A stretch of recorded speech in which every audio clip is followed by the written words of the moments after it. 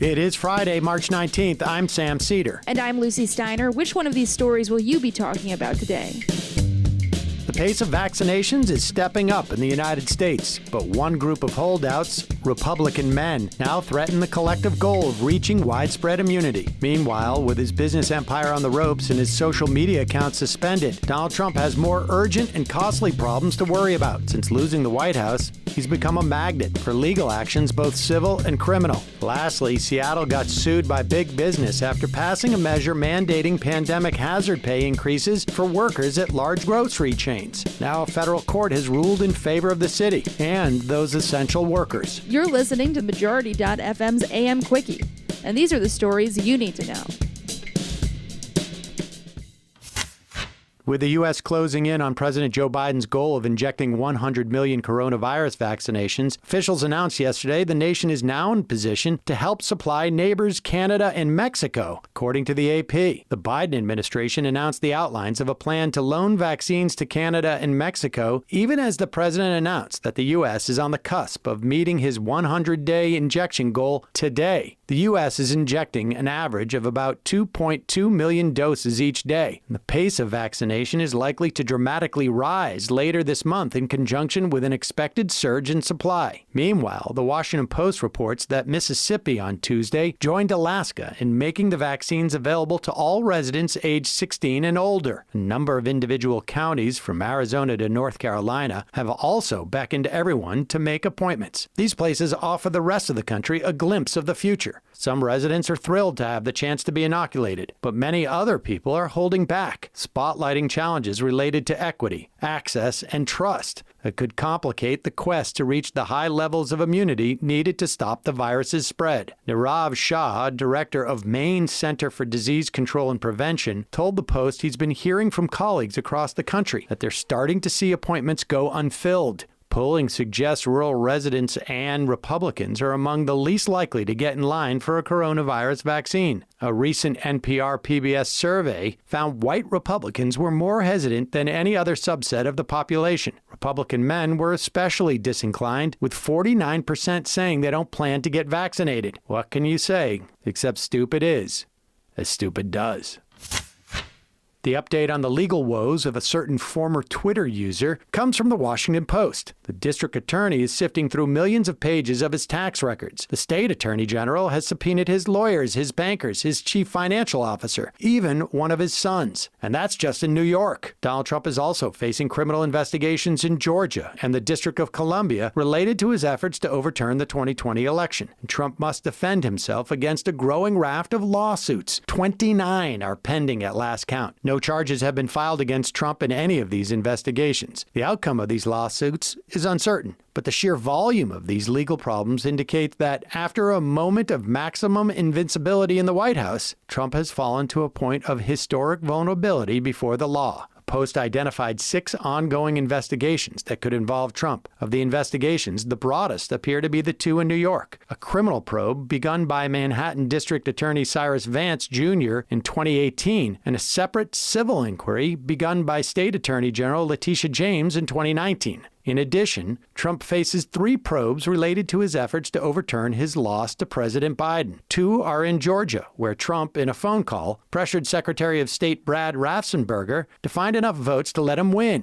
In Washington, D.C. Attorney General Karl Racine has also opened a criminal investigation into Trump's actions on January 6th, when his supporters sacked the Capitol. Among the 29 lawsuits Trump is facing, about 18 result from disputes with his properties. The rest seem to have been brought on by his presidency. This may sound bad, but he's getting off very, very easy. Majority.fm's AM Quickie is fueled by JustCoffee.coop. Just Coffee is a worker-owned coffee roaster based in Madison, Wisconsin that has sponsored the Majority Report for nearly a decade. Check out their collection of fair trade roasts, including our own Majority Report blend. And regardless of what you order, receive 10% off your order when you use the code MAJORITY at checkout. And all shipping is free. That's coupon code MAJORITY at JustCoffee.coop.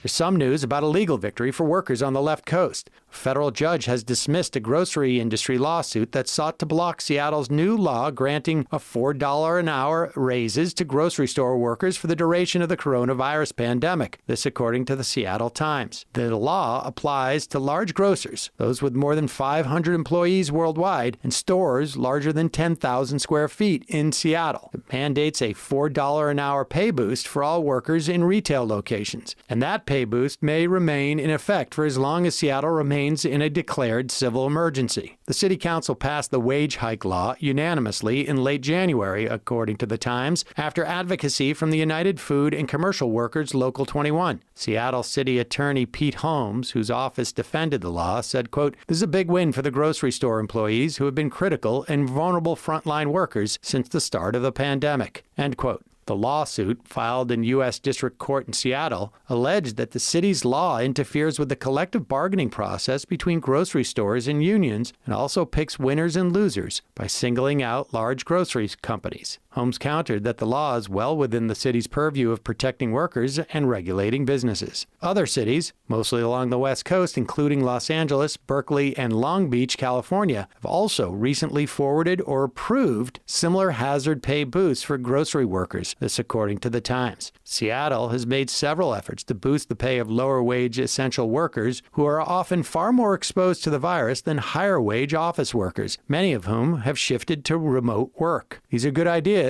that more cities should copy, especially now that there's court precedent behind them. And now for some quicker quickies. Quicker quickie. The Senate approved William Burns yesterday as director of the CIA, the New York Times reports. Burns was approved by unanimous consent in the Senate. Former ambassador in Russia and Jordan and a senior State Department official, Burns, 64, is the only career diplomat chosen to lead the CIA. And now he's just another old white spy. Republican Representative Chip Roy of Texas said he had no apologies to make after he made what appeared to be a pro-lynching remark during a congressional hearing on combating anti-Asian American violence. It's according to NBC News. In a tirade about free speech, Roy said Congress should, quote, "find all the rope in Texas and get a tall oak tree," end quote. In response, New York Democratic Representative Grace Meng said such rhetoric put a, quote, "bullseye on the back of Asian Americans across this country," end quote. Indeed. ProPublica reports that 9 months after racial justice protests swept across New York City and videos showed police punching, kicking, and trapping demonstrators, the city agency responsible for investigating abuses has revealed the number of officers who have so far faced serious disciplinary charges. 2. One involved an officer who flashed a white power sign, and the other concerned an officer who hit a protester with a baton. Oi. Tanzania President John Magufuli, one of Africa's most prominent COVID-19 deniers, has died after a 2-week absence from public life that prompted speculation that he had contracted the disease, The Guardian reports. He was 61. Magufuli denied the spread of COVID-19 in Tanzania and claimed vaccines were dangerous, suggesting instead that people pray and inhale herb-infused steam. Well, I guess at least it was not bleach injections. Trust the science, folks. Quicker quickie.